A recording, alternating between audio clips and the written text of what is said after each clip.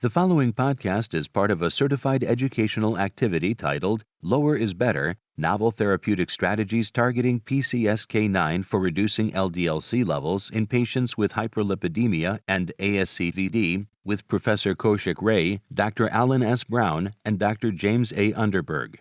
Access the entire activity and complete the post-test at peerview.com/KXB860. Downloadable slides and practice aids are also available. Welcome to the next building block for B-cell cancer care, exploring personalized treatment with emergent BTK inhibitor options in CLL and mantle cell lymphoma. I'm Dr. Anthony Mato from Memorial Sloan Kettering Cancer Center in New York. I'm pleased to be joined by Dr. Nirav Shah from the Medical College of Wisconsin. I'd like to thank Medical Learning Institute and PeerView for providing this session, and Lilly Oncology for providing the educational grant for this webcast. Okay, so here's today's agenda. Number one, we're going to provide a profile of BTK inhibitor options for B-cell cancer, as well as address the clinical problem of both resistance and intolerance to these drugs. And then we'll have a case-based discussion on managing patients with CLL and mantle cell lymphoma who progress with resistance mutations or who are unable to tolerate a BTK inhibitor. So first we'll start with the current landscape, including the BTK inhibitor FDA approvals and current status in non-Hodgkin lymphoma, spanning the diseases of CLL, MCL, MZL, and Waldenstrom macroglobulinemia, where you can see Ibrutinib is approved for all of those diagnoses. Acalabrutinib is approved for CLL and mantle cell lymphoma. Zanubrutinib has an approval in mantle cell only at this time. And Pirtobrutinib, a non-covalent BTK inhibitor, is being studied but is not yet FDA approved.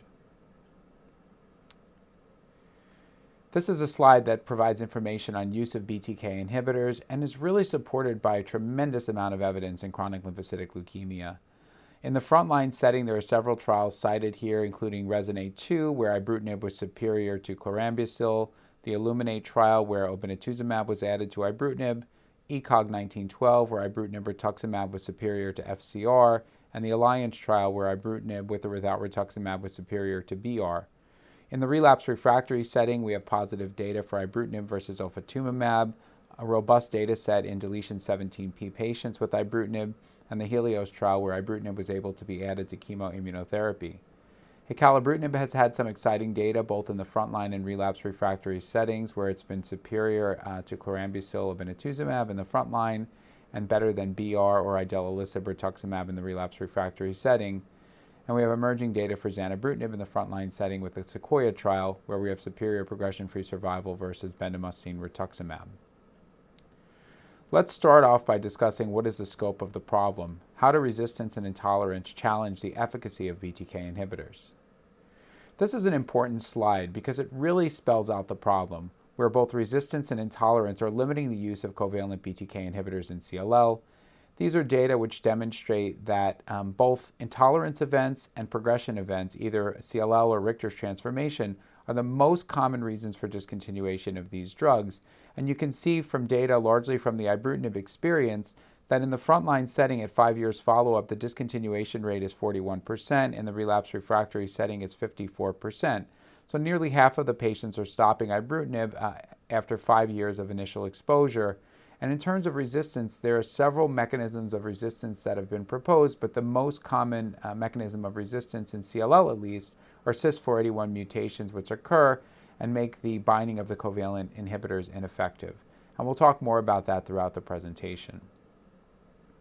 This is another data set that was presented by Steve Coutre from both frontline and relapse refractory setting. These are some of the earlier trials where you can see an overall discontinuation rate of 38%. So a common theme both from clinical trials and from the real-world experience is that about half of patients are coming off of this drug at about 5 years. So it is a problem that does need to be addressed for most patients who are being treated with chronic lymphocytic leukemia.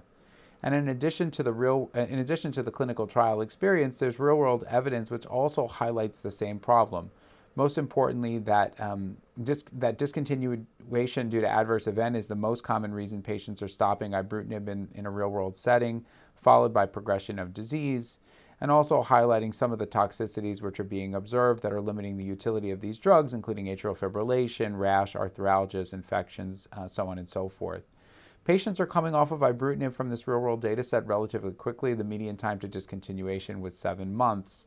And again, I've listed there the most common AEs leading to discontinuation. And of course, I'm talking all about CLL, but I'm really curious, since we have Nirav here who has expertise in mantle cell lymphoma, could you cue in as well? Do we see similar patterns as well? Yeah, Anthony, that's a great question, and actually it's very similar, and perhaps a little bit different in the sense that ibrutinib is really used as a second-line agent in mantle cell lymphoma, and when people fail this drug, it's almost like falling off a cliff. So this was a retrospective review that looked at patients who got ibrutinib in relapse setting, and once they relapsed after ibrutinib, the median overall survival in this retrospective cohort was only 2.9 months. And it really goes to show that there's limited therapeutic options available at the time that this study was done when patients failed ibrutinib. Interesting. Thanks for sharing that important data. We're also going to talk about some other options, and there are several BTK inhibitors that are in development that one could consider, with differences in their specificity, their mechanism of action, and then the potential for off-target effects. The ones listed here are the irreversible or the covalent inhibitors. Acalabrutinib and zanubrutinib are the alternative choices to ibrutinib. And then the reversible inhibitors that are in development, vecabrutinib, ARQ-531, and pirtobrutinib, which was formerly LOXO-305. And we also have to really touch on the point as to why specificity really matters. And there are several off-target effects of ibrutinib that could potentially lead to some of the most common and serious toxicities that we see associated with that agent. Some of the off-targets that are hit by ibrutinib, and to a lesser extent the other agents, include TEC, where you can see an increased risk for both cardiotoxicity and bleeding, and EGFR, where you may see toxicities such as rash, diarrhea, or even potentially arthralgias related to that off-target effect. And then here we have a profile for potential mechanisms of resistance. I've already touched on the CYS481 mutation as the most common cause in CLL. I'll be curious during Nirav's talk to hear a little bit more about the speculation about the mechanisms of resistance to the covalent BTK inhibitors. But there's three general themes we could think about: either target modification, bypass pathway activation, which Nirav, correct me if I'm wrong, I think that's sort of the major theme in mantle cell, or changes to the microenvironment. Anything more to add about the potential mechanisms in mantle cell? Yeah, I mean, I think that, unlike CLL, where I feel that things have been really well defined mechanistically, as you've highlighted, it's a little bit more nebulous in mantle cell, and it seems to be multiple factors that contribute to resistance. Whereas, here in CLL, we know that the major driver is the change in the binding site within the BTK, sort of making the, irreversible inhibitors less effective. Okay, so in the next section, we'll talk about understanding BTK inhibitor resistance and intolerance in CLL and the need for better therapeutic options. Okay, so we'll start by talking about a case, and Nirav, I would love to hear your thoughts here. So this is a clinical consult, an older patient with CLL who's progressing on BTK inhibitor therapy. So this patient is Robert, age 70, has symptomatic CLL, has underlying hypertension and renal insufficiency, I'm assuming from the hypertension, creatinine of 2.1. Testing results include a deletion 11q by FISH, TP53 is intact, and they have a mutation on Notch1. They're IGHV unmutated, and they're treated with ibrutinib monotherapy, which we should comment, all of the BTK inhibitors to date are developed as monotherapy or developed as continuous therapies. After 3 years of ibrutinib as a continuous therapy, the patient presents with progressive lymphadenopathy and night sweats. White blood cell count now is up to 32. So I guess the question that's posed here is, should we consider testing for resistance mutations at this point? And is there an optimal time point for mutational testing? This is definitely a controversial question to start with. Nirav, what do you think? Yeah, I think I'm going to be on the controversial side here myself. I don't routinely look for mutations. While it's great to identify what the mutational profile is, and often we do it in the setting of a clinical trial, right now, I'm not using that information necessarily to drive treatment decisions. This patient clearly has signs of progressive disease. We have a rising white count. We've got progressive lymphadenopathy. And so, I think this warrants a conversation with the patient and discussion of a change in treatment. But I am not one to routinely check resistance mutations, so I am curious what you're all doing at Sloan Kettering. So great question. I think we do check them, but they're not super helpful in forming clinical decision making. So it's more for learning and educational purposes. It does help us to understand the potential mechanisms of resistance. But for clinical decision making, I completely agree with you. This patient has ibrutinib resistance regardless of what the mutational profile shows. It's clinical resistance, they have progression of disease. And at this point in time, we're not nuanced enough to make decisions based on the presence or absence of any particular mutation. So there are a few centers that are checking mutations sequentially to try to understand the timing of the development of a BTK mutation, for example, and the relationship to clinical progression. But in straightforward clinical practice 2021, this patient has ibrutinib resistance, they need another therapy, and that should be the focus of the clinical decision making for this particular consult. And of course, now I'm going to give the additional information. So let's pretend they were here at MSK. We decided we were going to do testing, and we did find the most common mutation, which was a CIS481S mutation. So next steps here will be to consider the evidence supporting therapies. I'm just curious, before we jump into the data, what would you do at this point, Nirav, in terms of next treatment? Yeah, I mean, so, this is the most common mutation. And, while, people call acalabrutinib and zanubrutinib second generation, I think one thing that I'd like to highlight is that this mutation, the way I understand it, is sort of across all the irreversible BTK inhibitors. And so I wouldn't necessarily consider acalabrutinib or zanubrutinib actually as an option right now. And so I'd be looking to actually switch class or consider a drug on a clinical trial. And most commonly, I think BCL2 inhibitors is where I would move next in a patient who was not a candidate for a clinical trial like this one, who does have some degree of renal insufficiency. 100% agree with you. Let's take a look at the data. So what we know about ibrutinib resistance in CLL. Acquired resistance to ibrutinib occurs by mutations in BTK at the CIS481 site. That changes ibrutinib from a reversible inhibitor, which you just mentioned, or changes ibrutinib rather to a reversible inhibitor from an irreversible inhibitor with decreased binding efficiency and increases the BTK enzymatic activity. So that's kind of the most common situation. The drug just doesn't effectively bind anymore. You can also have downstream activating mutations in PLC gamma 2 at certain hotspots that are listed there, which promote a gain of function in the setting of BCR activation. And then other rare mutations are listed here, like BRAF or CART11, which can also emerge. For a useful reference on this question of BTK resistance in CLL, please download the practice aid that we've provided, which will really summarize this in more detail. These are also interesting data that have been produced at the NCI and also the Ohio State, where there's essentially this lead time that occurs. First of all, the major headline from this data was that the most common reasons for resistance in CLL are either BTK mutations, which is like number 1 through 10, followed by PLC gamma 2 mutations. But then the other thing that's interesting is that the mutations can occur anywhere between like 6 and 12 months before you see clinical progression. And so you do have the potential for this lead time of detecting mutations and start to plan ahead in terms of what you might do. I think in a world where people are thinking about cellular therapies or stem cell transplantation, this type of information might be useful to know 6 or 12 months in advance to start planning ahead. But it's certainly not clinical practice at this time point. And correct me if I'm wrong, Nirav, you would agree not checking mutations sequentially on patients who are not progressing, correct?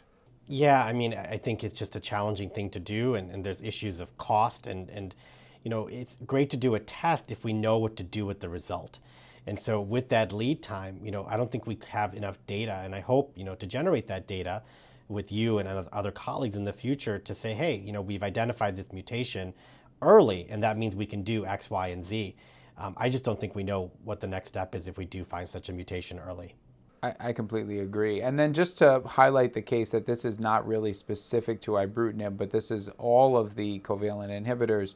These are data presented by Jen Woyak, over 100 patients, 47 months follow-up. And the most common mutation that led to acalabrutinib-related resistance was the BTK CYS481 mutation seen in 69% of the acala progressors. There's also this BTK T474I gatekeeper mutation, which is also seen very rarely. But essentially, it's the same story with the more selective inhibitors, which is why, to Nirav's point earlier, that if you're ibrutinib resistant, you're not likely to benefit. I don't want to say not likely. You will not benefit from acalabrutinib or zanubrutinib. And so certainly we need to think about alternative classes for these patients. So speaking of which, what are the strategies that we can use to combat BTK inhibitor resistance in CLL? Well, two choices would be use a completely different class of drug. I think there it's alluding to Venetoclax or a BCL2 inhibitor, or use a non-covalent BTK inhibitor, which in my mind is also a different class of drug. But certainly those are the major options that we have available with clinical data at this time. So use a different drug class. Again, those are mentioned here. The other option that's listed are PI3K inhibitors. Venetoclax, and we'll see data in a later slide, I think is a very effective drug in ibrutinib-resistant or refractory patients. They respond. There's a high overall response rate. You can see MRD. The responses appear durable. And there is some data from OSU again, which really demonstrated that you can even decrease the fraction or the variable allele fraction of the BTK mutation with Venetoclax. So it's an effective drug. It's FDA approved. We use it when we don't have a clinical trial option for those patients. There's also data for PI3K inhibitors in this patient population. I have to say it's not very promising. Relatively low overall response rate for idelalisib, and the responses aren't durable. There's probably some overlap in terms of the mechanisms of resistance between the BTK and PI3K inhibitors that render them less effective. So I don't really consider IDELA a great option if I have Venetoclax or the non-covalent inhibitors available in the context of So Anthony, yeah. just ask a follow-up question. So, given your experience in CLL, have you seen patients who get Venetoclax and then are resensitized to covalent BTK inhibitors? No, I think there's been some theoretical data to support that practice, but I have not. If I've seen it, it's like an N of 1 where we've gone back to them. But I think if you have a resistance mutation, you're pretty much done with the class overall. And I don't think Ven really does resensitize that. When the clone comes back, it comes back with the same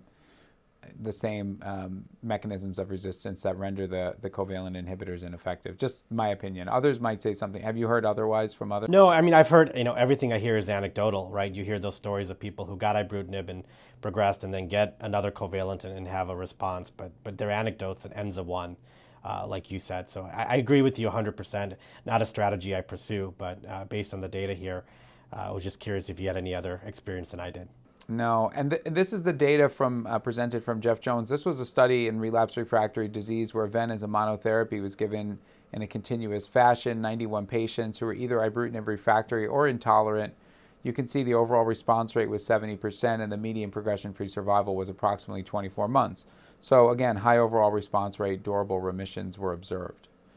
Now let's talk about the non-covalent BTK inhibitors. This is something I'm very excited about. I know Nirav is very excited about. We've worked together on one clinical trial so far that's produced really exciting results. So you can see the 3 drugs that have been in development: ARQL531, pirtobrutinib, SNS062. You can see the commonality between those 3 drugs is, at least in preclinical data and now clinical data, there is support for their activity in ibrutinib or BTK inhibitor resistant disease. I won't really spend any more time on the SNS062. It wasn't really active clinically, but I will mention the clinical data available for ARQL and pirtobrutinib. So this is a schematic of how the non-covalent inhibitors overcome resistance. This is really oversimplified, but essentially you can see where ibrutinib and the other covalent inhibitors bind. It requires a CYS481. And the non-covalent inhibitors, here's pirtobrutinib, binding in a different location, not requiring CYS481 in order for them to be efficacious. So very oversimplification of what's going on here, but you can get a sense of why ibrutinib, Zanu, and acala wouldn't work in CYS481 mutant disease. Now we'll get to the data that I was alluding to earlier that Nirav and I are excited about. This is pirtobrutinib, which was formerly known as LOXO305 in relapse refractory CLL. You can see here 121 patients. This is a heavily pretreated patient population, almost entirely exposed to BTK inhibitors, with a large proportion of patients who came off of drugs like ibrutinib for progression of disease. Response rate was 62%. It actually got much better with time. Here you can see prior resistance was 67%, prior intolerance 52%, and there was a proportion of patients who had a CYS481 mutation as well, and it's all outlined on this waterfall plot. This is just interesting that was included as part of the paper that we co-published, and you can see here that the mutant allele fraction, the CYS481 mutant allele fraction, did decrease with exposure to pirtobrutinib. So kind of a way of saying that the drug is appropriately hitting the target that we want it to be hitting. And this is a subgroup analyses that basically tell us across the board whether you were intolerant, resistant, exposed to a BTK inhibitor or Venetoclax, or even up to 5 different classes of drugs. We call those patients pentavalent failure. That's a new term, but it seems to be sticking. That the drug pirtobrutinib was effective and not a major difference in overall response rate. Even here you can see highlighting the CYS481 mutational status didn't matter, nor did the reason for discontinuation. So this drug was active across the board in the patients who have the highest unmet needs in CLL. And then this is the data for RQL531, a much more limited data set, only 9 patients presented here by Jen Woyak. But you can see 8 of the 9 patients who had a CYS481 mutation did have more than a 50% reduction in lymphadenopathy, and so there was clinical activity demonstrated here for this drug as well. So now we're going back to the clinical consult, choosing therapy again for Robert, 70-year-old patient. Remember his comorbidities and his molecular genetic profile, got single-agent ibrutinib and then progressed 3 years later with a CYS481 mutation. So now that we've seen the evidence, which option should we consider for Robert? And I'll throw this up to Nirav. No other covalent BTK inhibitors are appropriate. I think he and I both agree with that one, right? Nothing to discuss. So here's the choice, Nirav. I'm curious, again, throwing the controversy at you. Let's pretend we have both Venetoclax and pirtobrutinib available for this patient. How do you make your decision at this point? So in I guess assuming that pirtobrutinib is one day approved, right, in that setting, the safety profile of that drug, at least in my experience on clinical trial, has been quite favorable. The only thing I'd worry about Venetoclax in this patient is he does have an elevated creatinine, and we know about tumor lysis, and that being a potential risk with BCL2 inhibitors. And so considering the comorbid conditions, I think pirtobrutinib, in a world where it could be potentially approved, or if it were available on a clinical trial, I actually think would be a really good option. What are your thoughts, Anthony? I agree with you. I also am without having hard evidence to support it, more in favor of staying within the same target or same class before switching to another class. And so to me, it makes more sense to have a strategy where I'm going from BTK to BTK because there's still potential for response hitting that target, and then switching to the BCL2 inhibitor later. It's more, I would say, philosophical at this point than evidence-driven, but that's in addition to what everything you said, which I agree with, part of the rationale why, for the same reason, if pirtobrutinib weren't an option and this were an intolerance question, I might also think about going from ibrutinib to acalabrutinib before switching to Venetoclax. So now let's switch over and talk about intolerance. So same patient, same comorbidities, same genetic profile. This time he's on ibrutinib, responding well, but then develops AFib after 4 months. And that AFib is recurrent despite 2 dose interruptions of ibrutinib and a resumption at a lower dose, let's say down to 280. And there's no evidence of BTK inhibitor resistance. And so questions here are, should we continue ibrutinib and just manage the AFib with cardiology or cardio-oncology, or consider switching to another agent? What do you think?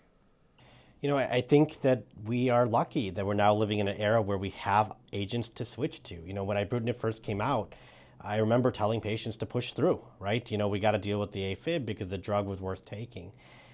These new drugs, are far more selective and potentially could limit the risk of atrial fibrillation. So I have been switching patients like this to these alternative agents because it's clear they're responding. There's no resistance mutation, and I think the data would suggest that AFib rates are lower in these more selective covalent inhibitors. I agree with you. I think the one thing I would add is that there's not tremendous amount of data available to say to patients that absolutely the risk will be reduced. Like once you have AFib, switching from ibrutinib to acalabrutinib buys you anything in terms of like long-term risk for stroke or recurrence of AFib. I think it's reasonable to do, especially if the AFib is like grade 1 or grade 2, but I also am always a little bit hesitant to say absolutely that you're changing the bleeding risk or changing the AFib risk once that event has actually happened. And we'll talk about some of the data for that. So this is an overview of the BTK inhibitor toxicities in CLL. The common toxicities, we've talked about AFib, arthralgia, which I very annoying to patients, infection risk, diarrhea, which I don't find to be a major toxicity, hypertension, which is a big one, and bleeding risk.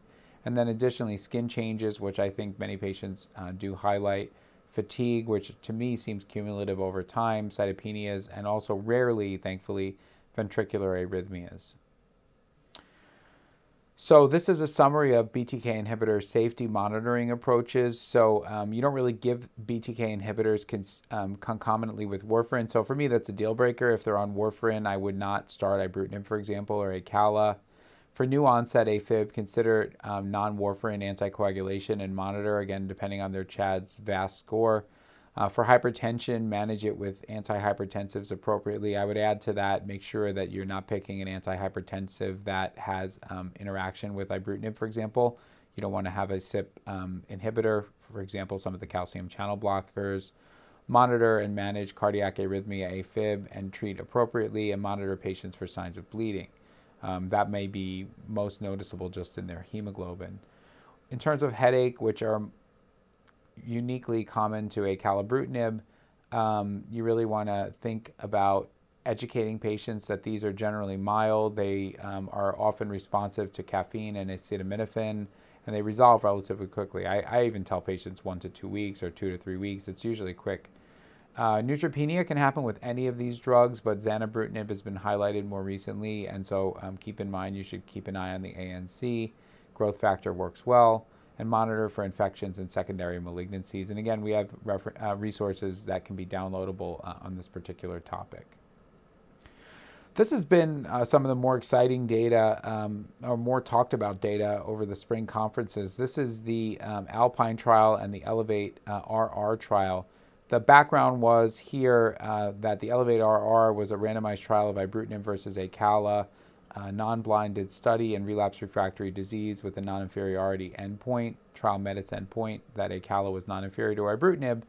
That wasn't as exciting as looking at the toxicity profile, and you can see here that there was a statistically significant difference for AFib events with acala versus ibrutinib, 9.4 versus 16%. And that data seemed to be even more exciting in patients who didn't have a diagnosis of atrial fibrillation at the start of the study. And then, not to be outdone, there was the Alpine trial, similar patient population in that it was relapse refractory, although the Elevate RR were just limited to del 17P, del 11Q patients. And the take home from this trial was, with a shorter follow-up period, that any grade and grade 3 AFib events were lower with zanubrutinib as compared to ibrutinib, supporting what we talked about earlier, that these drugs are more selective inhibitors of BTK. So Anthony, did this data change your practice pattern in the relapse refractory setting?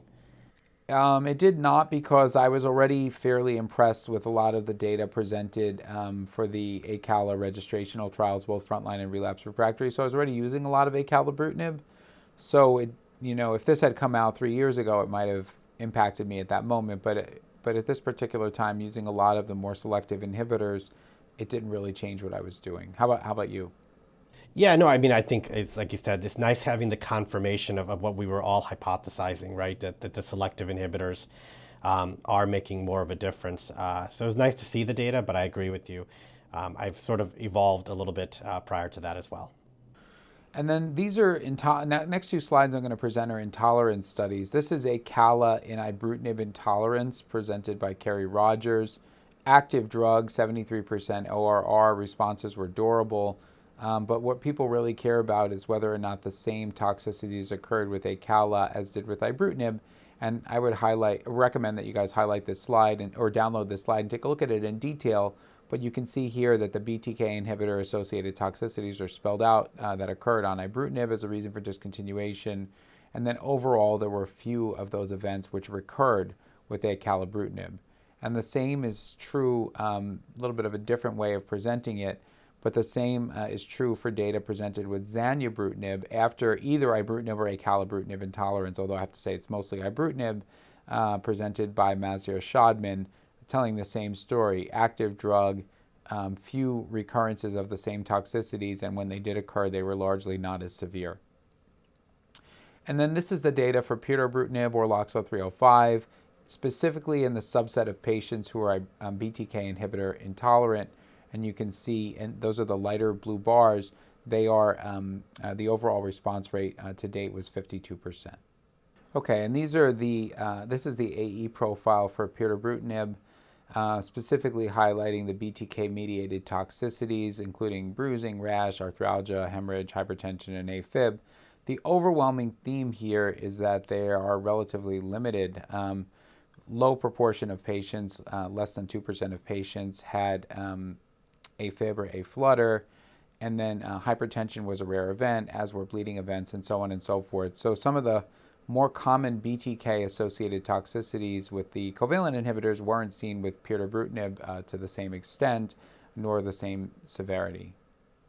So we're back to our clinical consult. Remember, this is Robert, who was BTK inhibitor intolerant and had atrial fibrillation that was persistent, even though they tried to reduce the dose and hold the drug.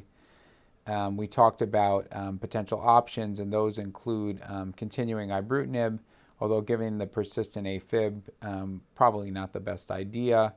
We've talked about the potential for sequencing to a more specific inhibitor like acala or zanubrutinib.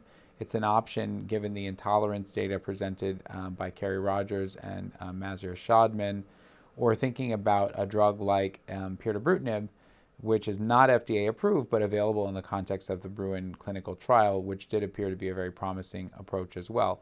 So those are our options, and those are the data to support. This is a slide that I put together just to try to understand where non-covalent BTK inhibitor therapy will play a role in CLL. And this is not meant to be like looking into the future 5 years from now, because there are several clinical trials that are very intriguing with the non-covalent inhibitors, particularly the pirtobrutinib, which may move it up to an earlier line of therapy.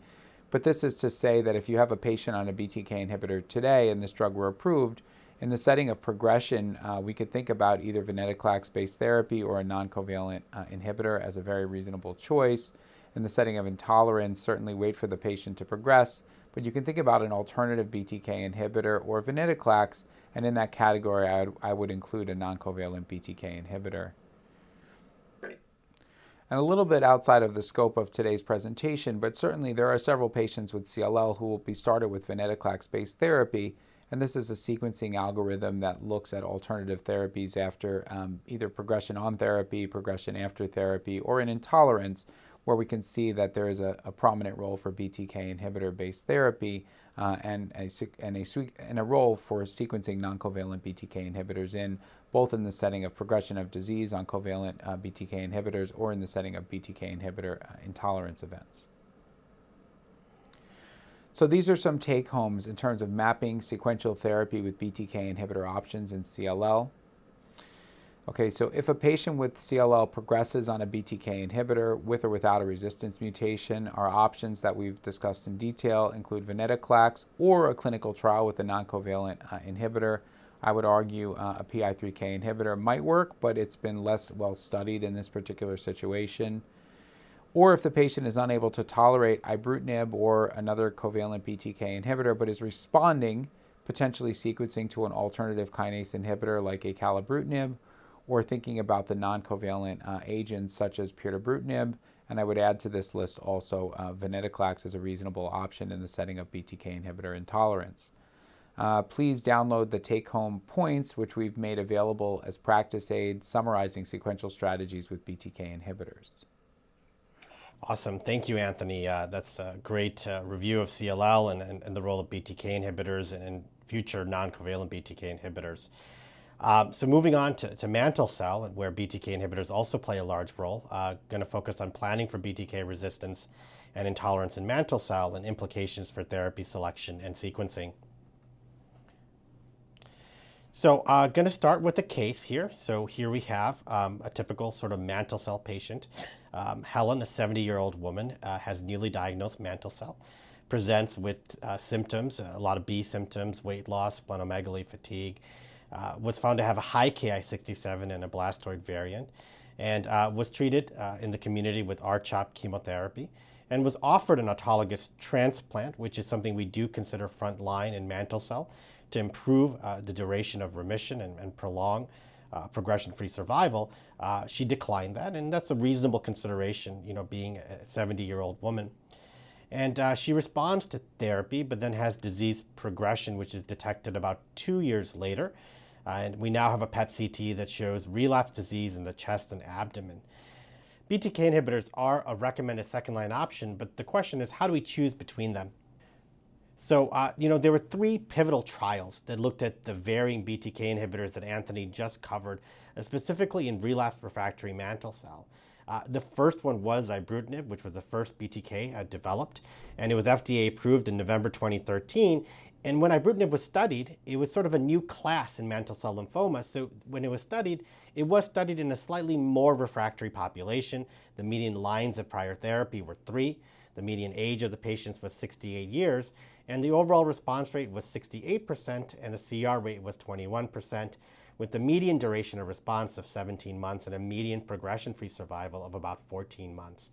You can see here that the major adverse events were very similar to what Anthony discussed in CLL, with neutropenia being a major side effect, hemorrhage and bleeding, a common finding with BTK inhibitors, and atrial fibrillation.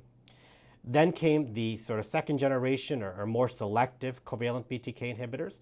And so they did similar studies in relapsed refractory mantle cell lymphoma with acalabrutinib and zanubrutinib, and you'll see certain differences in this trial. At this time, BTK inhibitors have now become more standard to be a second-line therapy, and so the median lines of prior treatment had been 2 versus 3 for the other studies. You can see that the age of the patients was similar. You see a slightly higher overall response rate, but again, that might be partially related to having one less line of therapy. And you can see here a median duration of response of sort of 13 months for acalabrutinib and 19.5 months for zanubrutinib, and median progression-free survival, the 12-month rate being 67% for acalabrutinib and 22 months for zanubrutinib. Now again, it's difficult to compare these across studies because of heterogeneity in patient population, but we did see sort of discontinuation in 6% and 9% similarly. Now, as Anthony did discuss, there are different rates of different complications, and so you see, neutropenia being different with these newer products, and specifically less bleeding and atrial fibrillation with the second generation inhibitors. So Anthony, what are your thoughts for this patient? Tell you, I think outside of a randomized clinical trial, I think that they're all very reasonable options, to be honest with you. I think that there's enough heterogeneity in the patient population studied that, to me, it's really hard to weigh in with absolute certainty whether there's one drug that's better than the others at this point, at least in this population. Yeah, I agree with you, and that's exactly what I want to get to, is that some of the selection that we do has to be taken into consideration what are the patient-specific needs.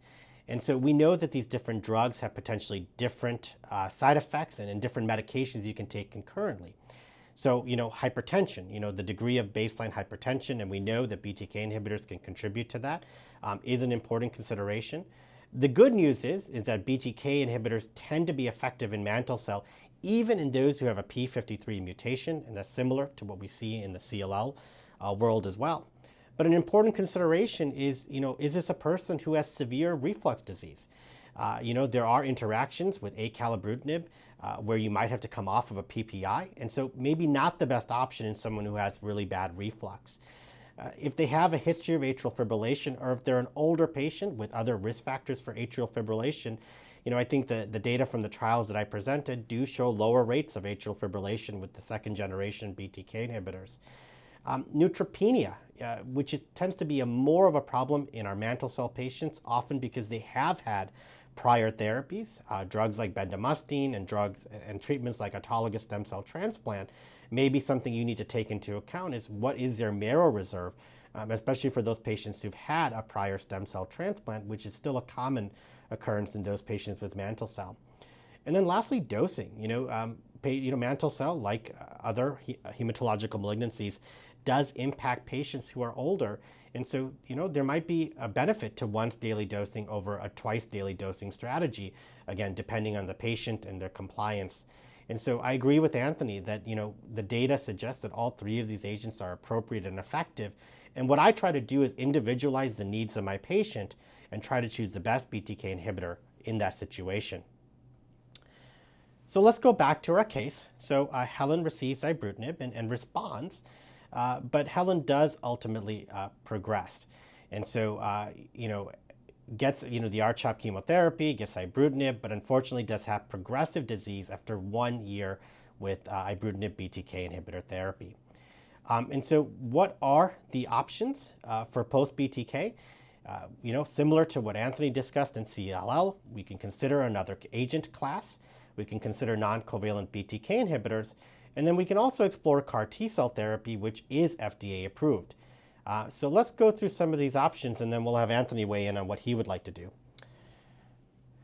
But before we do that, just to talk a little bit more about resistance to Ibrutinib and MCL, as we discussed earlier, whereas the pathways in CLL are well defined, and we know there's specific mutations that occur in C481, it's far more complicated in mantle cell, and there's primary resistance is associated with cell cycle, ERB4 mutation, PIM mutations, SMARCA2 and 4 mutations, and many other mutations that activate NF-kappa B. Secondary resistance to ibrutinib is also complicated, but it includes uncommon mutations in C481S, PLCY2, as well, and CARD11.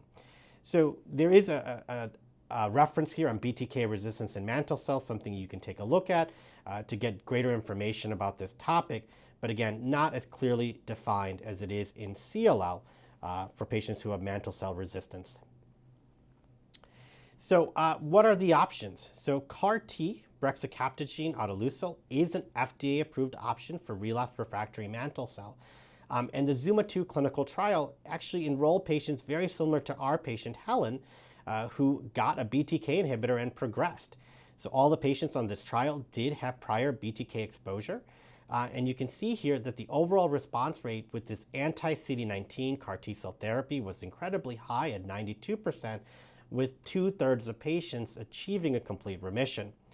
However, the median duration of response, progression-free survival, and overall survival were not reached with a median follow-up of 17.5 months. Now, for those of you not familiar with CAR-T, while it is an effective therapy, it is not a therapy for all of our patients, and that's because there is a significant toxicity associated with it. And so you can see that here, that common grade 3 or higher AEs occurred in form of cytopenias in almost all of the patients, and grade 3 or higher infections in 1/3 of patients. In addition, cytokine release syndrome, grade 3 and higher, occurred in 15% of patients, and grade 3 or higher neurologic toxicity, which is quite severe, these patients are obtunded, occurred in 31% of patients. And there were 2 grade 5 infectious AEs that occurred. So while this is an effective therapy, I think we'd have to be very careful when thinking about our 70-year-old patient as to what is the best option for this woman. So what are other options that we can consider in the post-BTK inhibitor space? So again, copying the algorithms in CLL, Venetoclax does have activity in this setting. So Venetoclax, as we discussed, is a BCL2 inhibitor, and it's been studied across multiple hematological malignancies, even though CLL continues to be a major indication where it's used. There was a phase 1 study where they looked at relapsed refractory mantle cell, but I'll note that this was a population of patients that were BTK naive. And you can see here in the waterfall plot on the right that almost all of the patients had a meaningful response and an overall response rate of 75% and a complete response rate of 21% with a median progression-free survival of 14 months. But the question doesn't necessarily apply to our patient who had prior BTK inhibitor. And so to look at those outcomes, there was a nice retrospective review that was published by Toby Ear, And they looked specifically at patients who had progressed on a BTK inhibitor and then got Venetoclax. And you can see here that the response rates did diminish. So the overall response rate in this retrospective cohort was 53%, with a CR rate of 18%, and what I would consider sort of a disappointing progression-free survival of only 3.2 months. Now again, these are small numbers of patients, and we need larger prospective studies to better understand how effective Venetoclax is after a BTK inhibitor in mantle cell, but it is considered a second-line or subsequent option in NCCN, and definitely a consideration for somebody who may not be the best CAR T-cell therapy candidate. What about non-covalent inhibitors? So, I was lucky to participate in this trial with Anthony, and very exciting. Ibrutinib was actually found to be highly active in even among patients who had prior BTK therapy. So you can see here the waterfall plot, and even among the patients who had prior BTK therapy, the overall response rate was 52%, and many of these patients had a durable response lasting many months, even though they had failed a prior BTK inhibitor. And you can see here in the waterfall plot that the dark blue are patients who had BTK discontinuation for progression, where the light blue had BTK discontinuation for toxicity, which was nearly all of the patients that were on this clinical trial. Notably, this Ibrutinib did demonstrate efficacy in other histologies, other forms of non-Hodgkin lymphoma and Waldenstrom's, although a little bit beyond the scope of our conversation today. So let's get back to Helen. So she's our 70-year-old patient, got R-CHOP, did not want to do an autologous transplant, and then progressed and got Ibrutinib and did well for a while, but now is progressing on Ibrutinib monotherapy. So Anthony, what do you think? What are your thoughts about how we should, what would you consider for this patient? I mean, I think here, if I could get access to Ibrutinib, I would probably pursue a non-covalent BTK inhibitor. I think for this 70-year-old, it's not unreasonable to consider CAR as an option, although you're still probably going to need a bridge while you collect T cells and manufacture the product.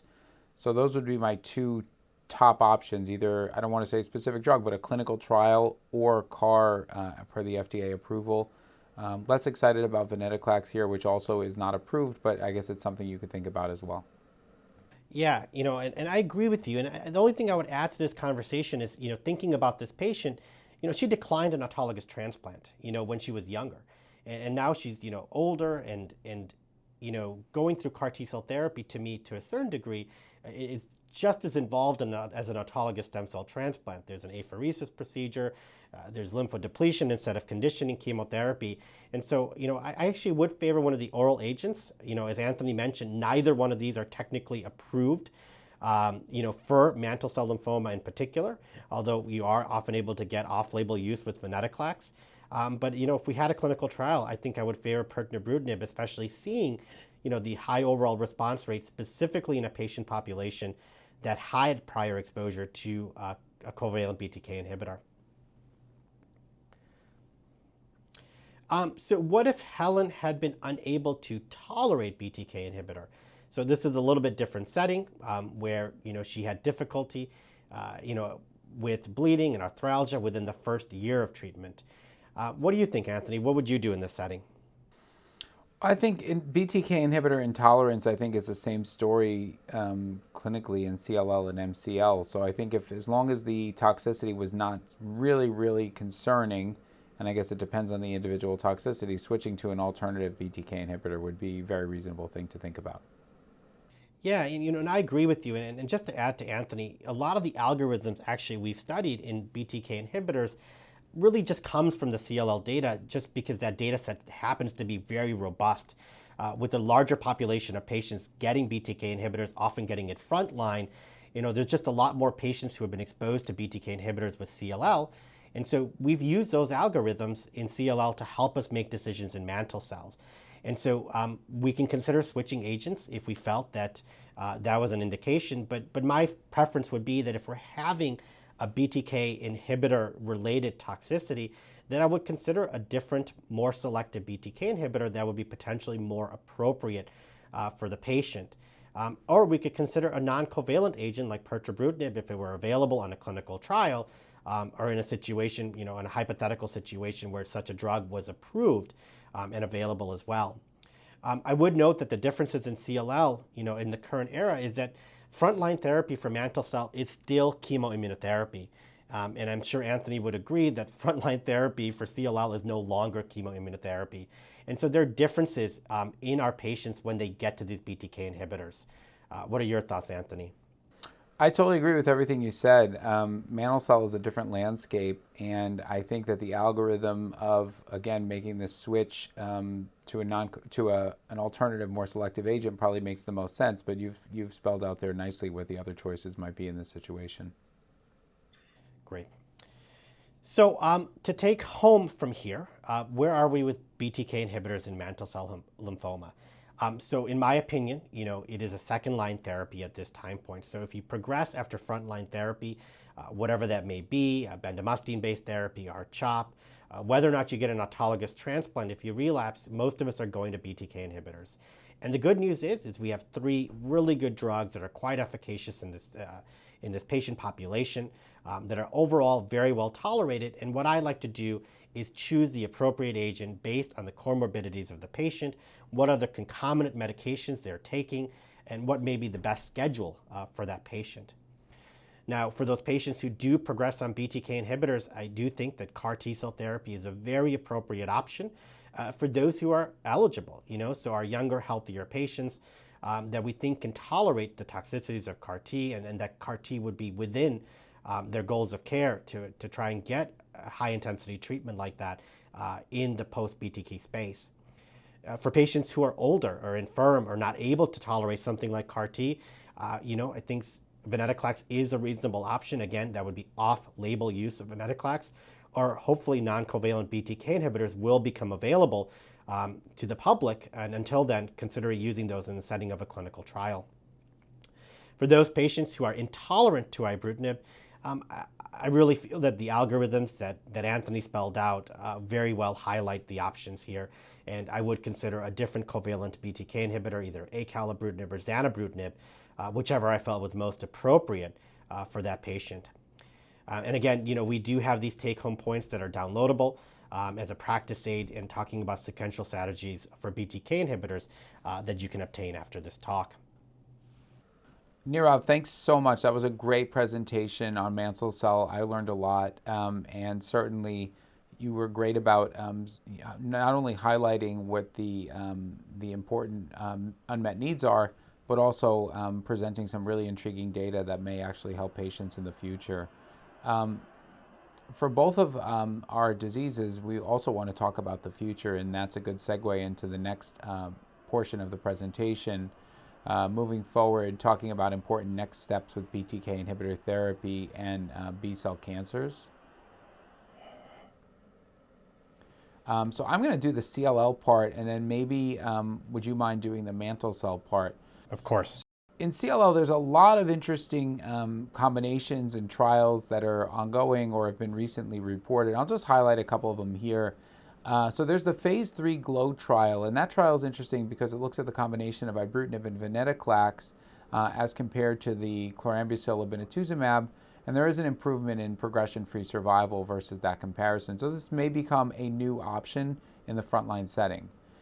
There's the Sequoia Trial, which I mentioned earlier. Primary endpoint was met. We're waiting for further updates on several endpoints, and this is a trial looking at zanubrutinib in many settings. Then there's the Bruin 321 trial, which is a really intriguing trial because now we're looking at pirtobrutinib as compared to standard of cares in the third-line setting, Idela-R or bendamustine rituximab. So a registrational trial for that molecule.